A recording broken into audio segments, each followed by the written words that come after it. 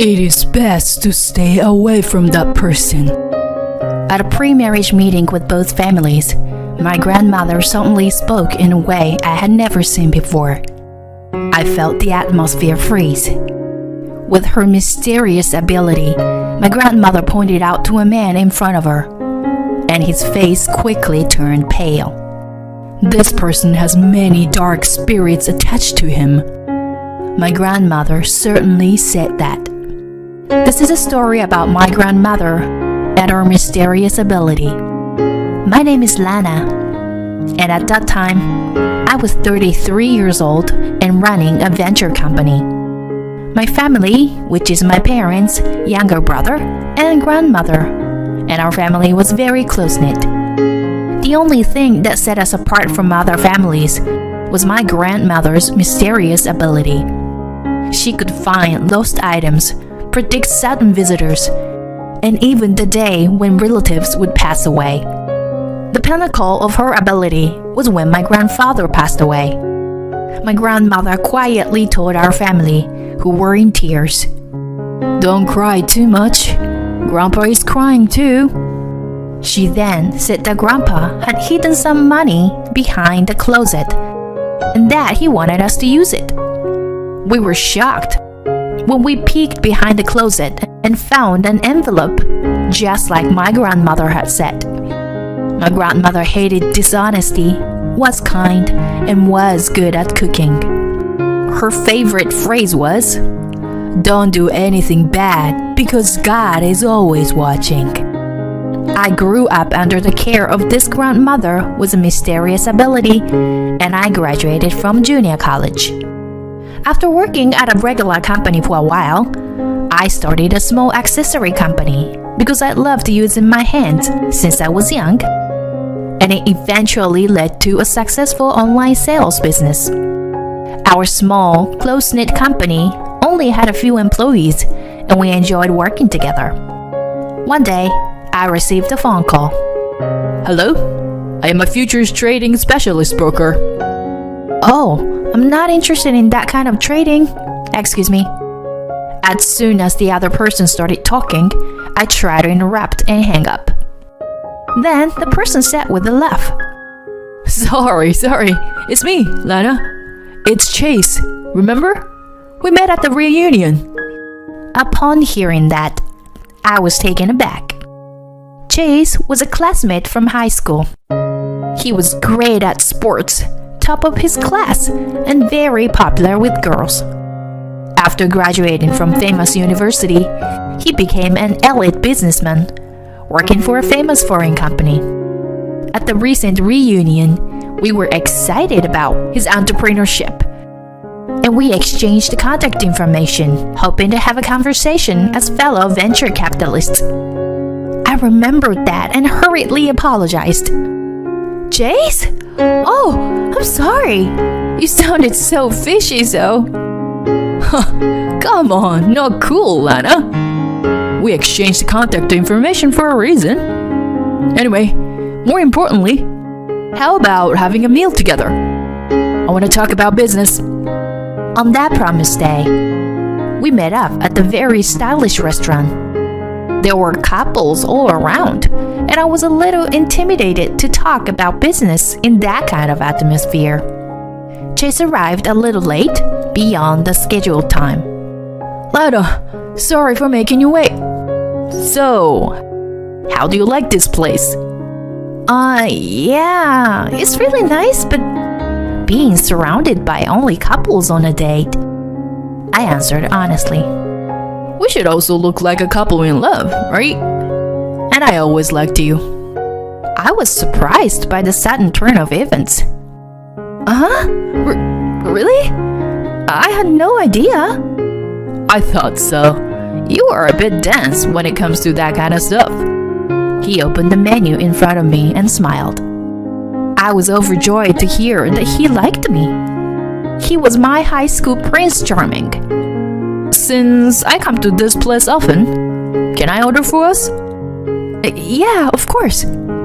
Thanks to him taking the lead, the meal became really enjoyable.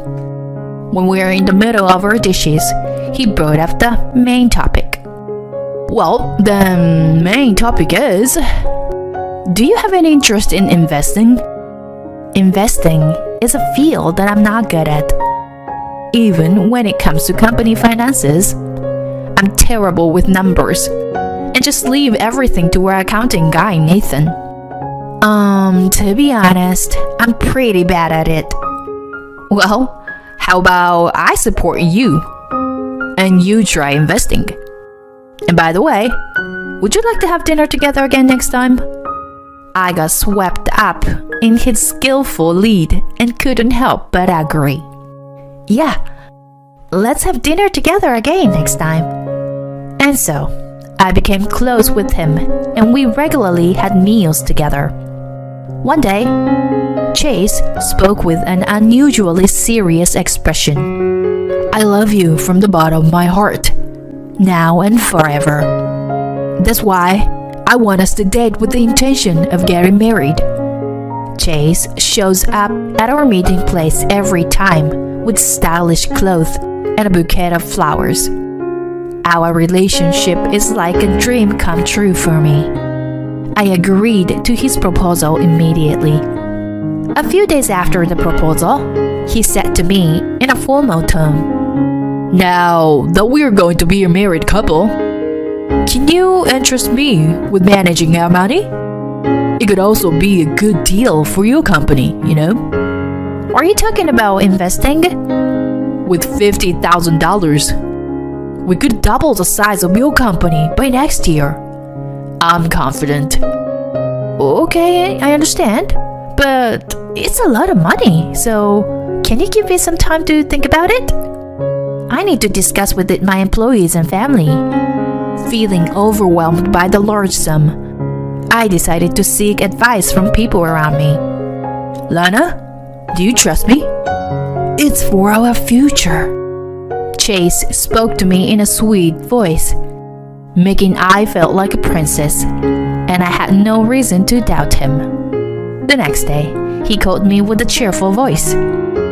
"One of my subordinates just contacted me, and the situation has changed slightly since yesterday. If we could come up with another $30,000, our future would be guaranteed." "Wait, so that's a total of $80,000? That's a lot. I need more details about the investment before I can commit to it, even if I'm not well versed in investments." Chase seemed a little annoyed by my request for more information. "Are you saying that you don't trust me?" No, it's not that, but then $80,000. Investing is all about speed, you know? Wait a minute. Of course, I trust you, but everything is happening too fast for me to keep up. Can we wait until after the meeting with both our families, the day after tomorrow, to talk about the money? Okay, I understand. So the money will be ready by the day after tomorrow then. Although Chase seemed a little dissatisfied, he agreed to wait for the money. He kept insisting that the investment was guaranteed to be profitable. But I started to wonder if it was really that easy to make money. Even though I loved Chase, I had doubts about giving him $80,000 for investment, especially since I wasn't familiar with investment myself. I didn't know how to make a decision about this. Whenever I'm in a situation like this, I always contact my grandmother. When I called to tell her about my engagement, she was very happy. But at the same time, she sounded a little worried and said, "Is that person really okay? I see a lot of dark shadows around him." Hearing my grandmother's voice made me suddenly realize that I might be doing something foolish because of Chase's sweet looks. Would a boyfriend really demand such a large sum of money out of the blue? Many questions started to rise in my head. I also mentioned to this Nathan, our accountant, who is very knowledgeable about investments, and he was surprised. "Even if you love that person, You should stop investing. The risk is too high. There are even scams like that." When he mentioned the word scam, I couldn't help but shudder. It was because the words dark shadow my grandmother said and the word scam were linked in my mind. From that moment on, my love turned into suspicion and anger. I decided to investigate the truth of the matter and waited for the meeting between both families. On the day of the meeting, both families gathered at a luxury hotel in a neighboring town. After introducing our families, my grandmother solemnly spoke in a way I had never seen before. "You should stop seeing this person. The man right next to you is angry." The atmosphere of the room became tense. My grandmother slowly pointed to Chase's shoulder and whispered. Chase was losing his words at the sight. "What are you talking about?" Then my grandmother continued. "Not only the man, but also the woman next to him is angry. I can see a lot of anger. And then, someone who wants to take you down will be here soon." Chase's face turned pale, and he began to panic, trying to stop my grandmother's words. "Shut up! No, I mean, maybe she's just mistaken about something." Then my grandmother turned to Chase's parents and said, "It seems that both of you are in dire need of money. First of all, does the male person over there have a current illness? You should go to the hospital immediately." Then Chase's father's face darkened and he said, "Actually, since last year, I've been having stomach problems. God is watching, so go to the hospital before deceiving others." Then my grandmother turned to the mother of Chase, who looked like she was about to burst into tears. "I can see that you've had a difficult life. But even if you hit the rock bottom, you shouldn't resort to deceiving people like this. Deep down, you really want to be of help of others, don't you?" Upon hearing this, the woman broke down in tears and said, "I'll continue working as a nurse. I promise." At the moment, Chase, who had been watching the situation, suddenly became agitated. "What are you doing? Do your job properly. I taught you how to play my parents' role." As I was surprised by his sudden outburst, the sound of the door opening loudly filled the room. One of my company's employees, Nathan, had entered. "We have done some investigating on you, sir.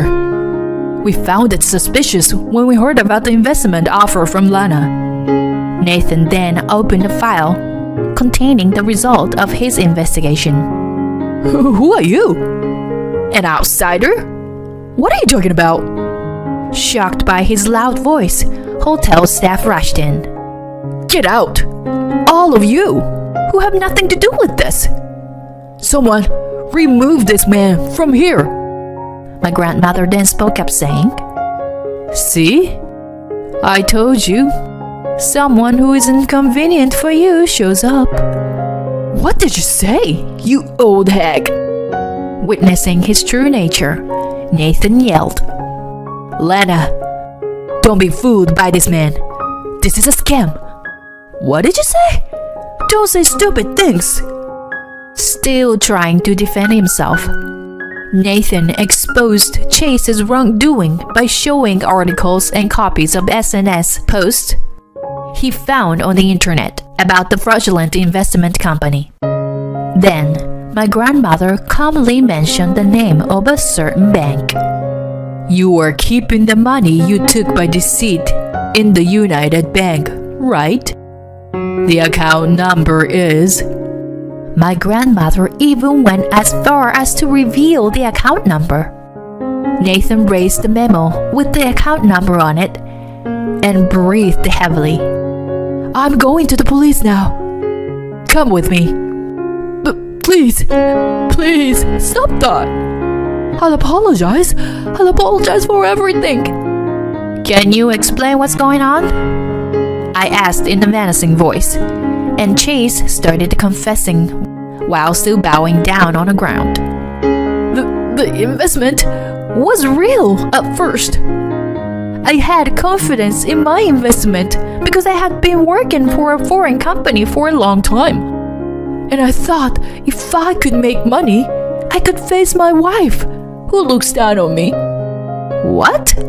You had a wife?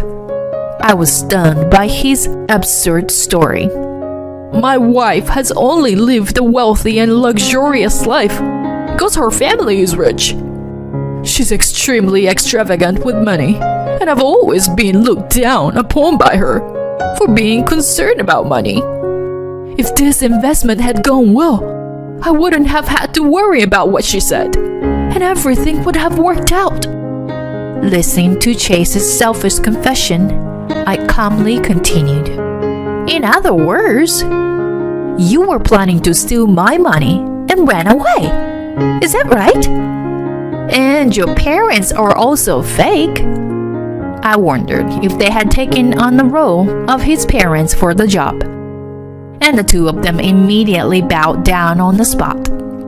Disgusted, I had nothing to say to these three and left the scene. Later, his story was featured on the front page of the newspaper. It was only natural for the police to get involved since he had caused so much trouble.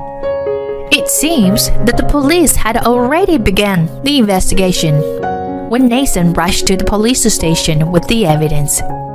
Days later, I thanked Nathan for warning me again. Thank you for letting me know, Nathan. I was completely deceived. I thought I met a perfect guy, but it was all a lie. As I lamented, he spoke boldly to me. Lana, let's eat something delicious when you feel like this. Let's go get some food. He's serious and awkward, but he thinks of me more than anyone else. He is my now husband. Since that day, I thought I would never have a love affair again, but it was different with Nathan. I had a vague feeling that he really cared about me.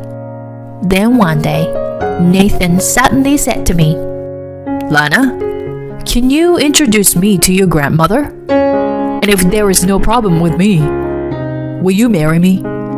I was surprised by this sudden proposal, but he didn't back down and insisted on meeting my grandmother. I had been cautious about love, but if my grandmother said it was a bad idea, I would quietly back off. So I agreed to introduce him to my grandmother. And my grandmother said, Oh, he's the one. He will be your husband. What? I was taken aback. But my grandmother's words became decisive, and I decided to marry him. Now, I am happy. 3 years have passed since then, and my grandmother has turned 80. But she's still healthy, and her predictions are accurate. Our relationship as a couple is good, and our business are going well. My grandmother, who has a mysterious ability, gave me a wonderful prophecy the other day. A lovely family member will come to you. The day after my grandmother's prophecy, my husband and I rescued a lost cat. In the end, the owner was not found, and we named him Charlie, and he became a member of our family. He is a lively little boy who loves to play pranks and makes a lot of noise every day. Hey, wait! Charlie! I am chasing after Charlie with a smile on my face today. You're really in the way. You need to get out of the car because you're taking too much space. What? I couldn't believe my ears when my mother-in-law said that. Ava agreed with my mother-in-law. I know, right? I was at the end of my patience. Okay, then you can do whatever you want from here on out. I got out of the car, and then Ava and my mother-in-law smiled with a triumphant look on their faces.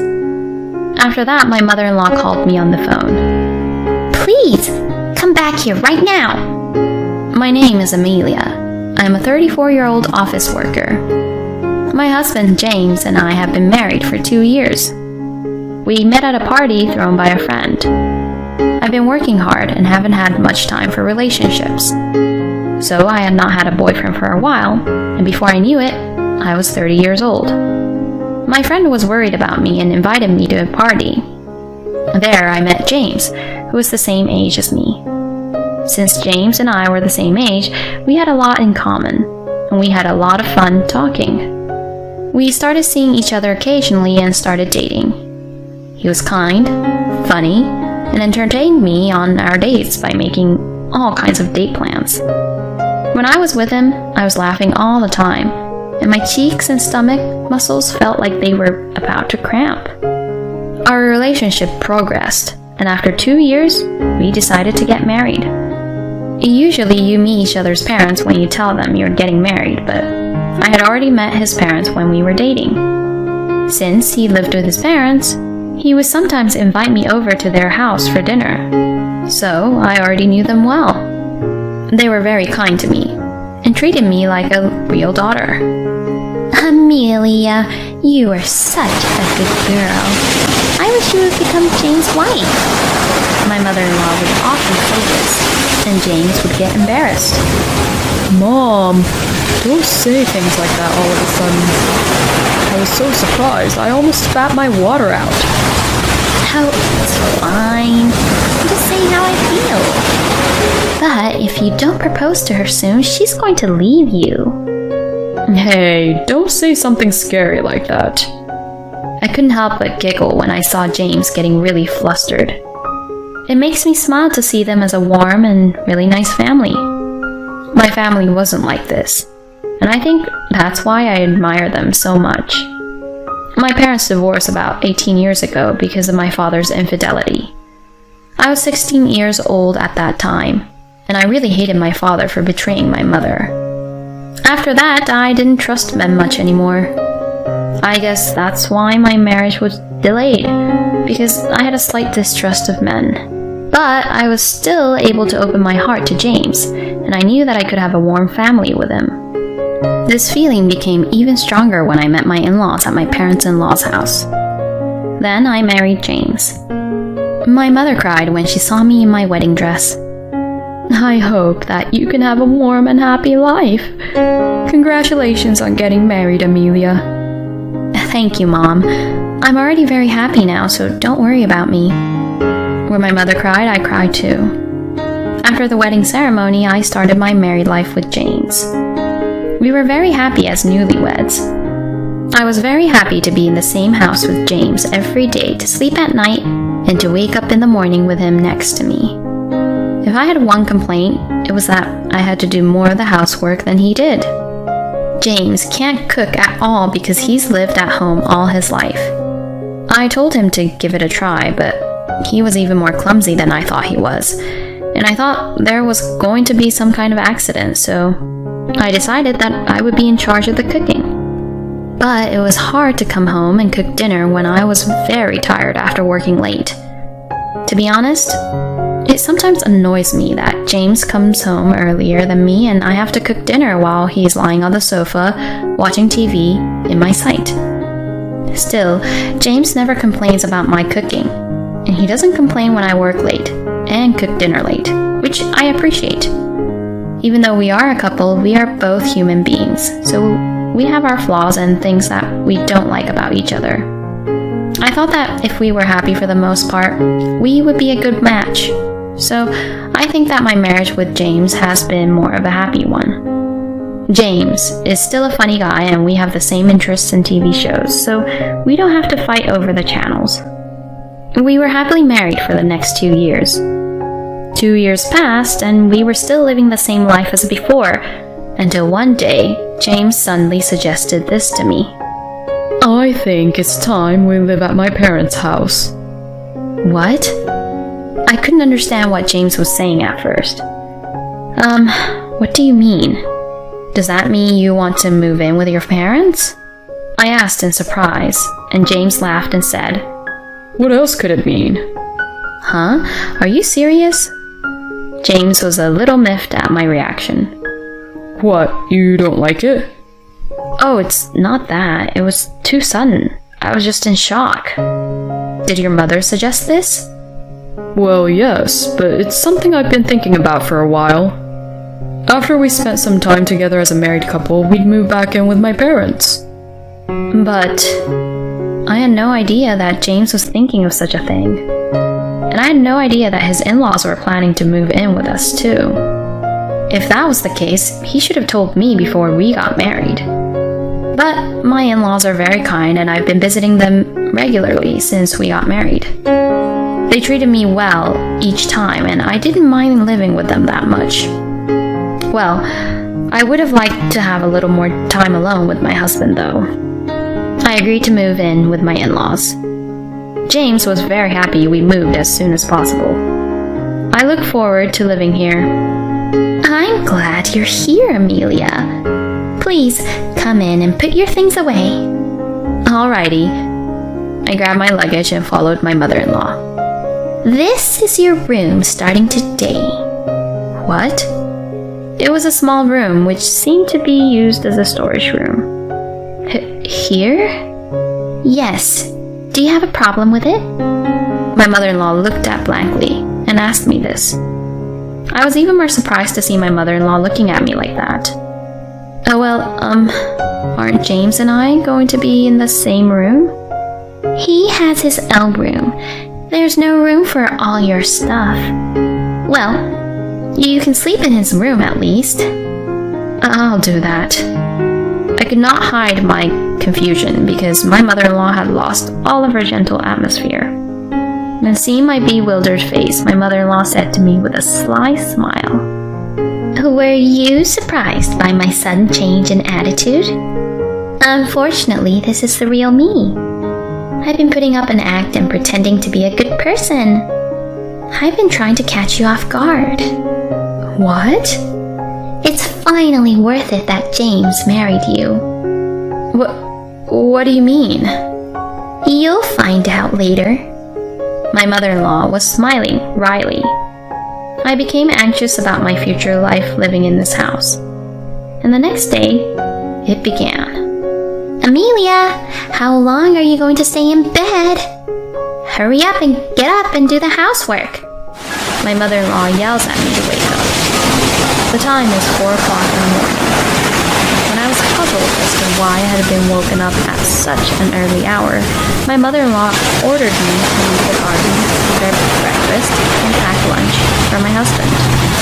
I couldn't refuse her, and did as I was told. I worked hard all morning and was exhausted by the time James and my father-in-law woke up. My mother-in-law would complain to me, "What's the matter with this food? It doesn't taste very good." Or, "You really are a terrible cook." I looked at James and my father-in-law to ask them for help, but they both looked at me like they didn't know me, and I despaired. At this point, I wondered if I was being forced to live with my in-laws to be treated like a slave. No, I was almost certain of that. I had already resigned from my job at the time of moving in with my in-laws, after James has urged me to quit my job. This meant that I would have to be a stay-at-home mom doing housework all day, long under my mother-in-law's watchful eye. James probably discussed this with his mother to have this happen. When I realized this, I despaired. I had no idea that James and my in-laws had colluded to do that. My mother-in-law made me work all day long as if she had found herself a slave. If she didn't like something, she would complain about it until she got her way. When she got tired of it, she would make me do all the hard work while she lounged on the couch. I was extremely angry to see my mother-in-law lying down comfortably while I was so exhausted. But if I tried to complain, my mother-in-law would get very angry with me. So I had no choice but to obey my mother-in-law. But anyway, I asked James that night to find out what was really going on. "Hey, your mother has been very rude to me. Did she propose moving in with you in order to bully me from the beginning?" Well, now that I think about it, it was too direct a question, but I still had to confirm it with James. But James' eyes widened and he got angry. Huh? What the hell are you saying? Do you think I told my mom I wanted to move in with her so that she can do whatever she wanted with you? No, that's not what I meant. That's outrageous. Are you messing with me? Hold on. That's not what I wanted to say. James wouldn't listen to me, no matter how hard I tried to clear up the misunderstanding. And it was only after that James began to speak harshly to me too. You're right, Mom. Amelia's cooking is terrible.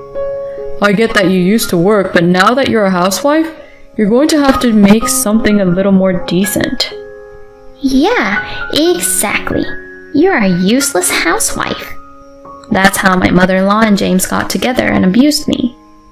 I instantly wanted to move out of the house, but I was unemployed and retired, so I couldn't leave so easily.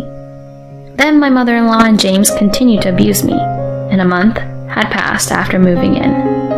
And then another person appeared in front of me who frustrated me even more. It was my sister-in-law, Ava.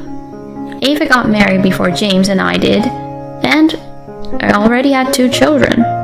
But when she heard that James and I had moved in with my parents-in-law, she started coming over to get me to babysit her kids. I'll leave it to you again today.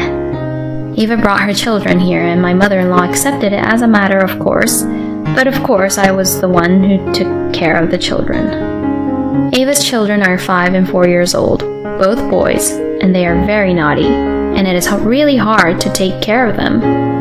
On top of that, I have to do all the housework, so no matter how much energy I have, it's not enough. I was exhausted, both physically and mentally from being pushed around.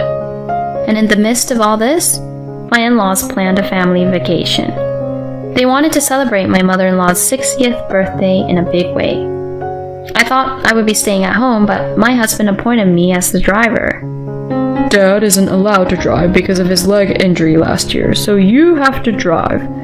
Neither Mom nor Ava have a driver's license. I wanted to stay home alone if possible, but if I refused, there would be trouble later, so I had no choice but to obey. 1 month later, the day of the family trip to celebrate my mother-in-law's 60th birthday has arrived. The destination was a resort, a few hours' drive away. We left early in the morning and I drove the car. My in-laws were sleeping in the back seat while I drove. I managed to suppress my frustration and drove for a while, and about 2 hours passed. James woke up and said, I need to go to the bathroom and get something to eat, so stop somewhere. I wanted to say, don't order me around, but I had no choice but to find a store and stop.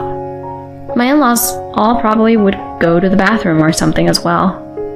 I thought I'd take a nap in the meantime, but only my father-in-law and James got out of the car. My mother-in-law and Ava stayed in the car and asked James to get them a drink. The most troublesome people were left in the car, and my mother-in-law and Ava had been asleep the whole time, so they were wide awake now. They took this opportunity to curse at me. You're a terrible driver. I couldn't sleep well at all. Stop lying, you were sound asleep. Your snoring was so loud. You can't do your chores, you can't drive, you're useless. I mean, why are you even driving? You're really in the way. You need to get out of the car because you're taking too much space. What? I couldn't believe my ears when my mother-in-law said that. Ava agreed with my mother-in-law. I know, right? Get out already. I was at the end of my patience, and I thought, this is my chance. If I were to leave now, they would be very troubled. Okay, then you can do whatever you want from here on out. I got out of the car, and then Ava and my mother-in-law smiled with a triumphant look on their faces. They probably hadn't made a reservation for me at the resort anyways. I immediately hitchhiked away from the place. It was a bit dangerous, but I wanted to get away from there as soon as possible. Later, my mother-in-law called me multiple times. Since I was in someone else's car, I completely ignored the call. After that, the phone rang a lot, but I continued to ignore it. And when I got back to my in-laws' house a few hours later, I finally picked up the phone. Hello, what's wrong? Why didn't you pick up the phone? Where are you? I'm at home. Huh? What are you doing? What do you mean? You're the one who kicked me out of the car. I only came home because you kicked me out. When I said that, my mother-in-law went silent. Can I go now? I'm hanging up now. Wait! Please, come back here right now. Huh? You kicked me out, didn't you? Why do you want me to come back? I didn't know James couldn't drive until now. I didn't think you were the one who could drive. Oh, I see. James is too prideful, so he didn't want to tell you guys about it. James actually had his license suspended for repeated speeding violations before we moved in with his parents. That's why he can't drive now. James, when he goes for a drive with his friends, seems to change and get carried away. He was acting really cocky, huh? It's so pathetic that he got a speeding ticket. As I was laughing at him, James got on the phone. Are you making fun of me? You're so cocky, even for a wife. I won't let you get away with this when we get back. James' angry voice rang out over the phone. But I wasn't going to let that stop me. I won't be here when you guys get back. Huh? I'm leaving the divorce papers here. Oh, hold on. Divorce? What? You guys were driving me crazy, and I was exhausted, both physically and mentally. So, I decided to leave you. Your mother treated me like I was a burden, and your father didn't seem to care whether I was there or not. So, it wouldn't have mattered if I left, would it? I'm not going to let you do that. I'm not getting a divorce. You don't get to decide. I have audio recordings and kept a diary of the times when you and your mother were badgering me. I showed it to my lawyer, and he told me that I could file for alimony and get a divorce on the grounds that my husband was responsible for the harassment. What? Alimony? He told me that once you come back from your trip, I file for divorce. No way! James is on the phone, and he is absolutely speechless. I told them what I needed to tell them, and I could hear that they were beginning to panic, so I hung up the phone. I put down the divorce papers and hurriedly packed up my belongings and went back to my parents' house. I had told my mother everything on the phone on the way back from my trip, and she said it was the right thing to do to get rid of them, and allowed me to come back. After returning home, I immediately contacted a lawyer. I had them prepare for the divorce process as soon as possible. I was getting tons of phone calls and texts from James and my mother-in-law, but I ignored them. The messages said, "We had to hire a chauffeur to drive us to our destination on short notice, and it cost me a hell of a lot of money. And what are we going to do on the way home?" I could tell they were in trouble, and I thought to myself, that's what they get.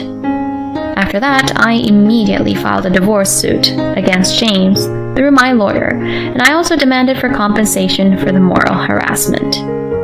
I sent a content-certified letter to James' workplace, and he immediately responded. According to my lawyer, James was angry that people at his workplace found out about it, because I sent it to his office, but that was also part of my plan. I had heard rumors that James had a reputation at work as a loving husband, so I decided to let them know, including a warning that he was a liar, and that he should beware of him. As a result, I was able to get a divorce and alimony was paid. I heard that James is now getting cold stares from people at work because of this incident, and he is feeling a bit ashamed. But he can't quit his job because he has to pay the alimony.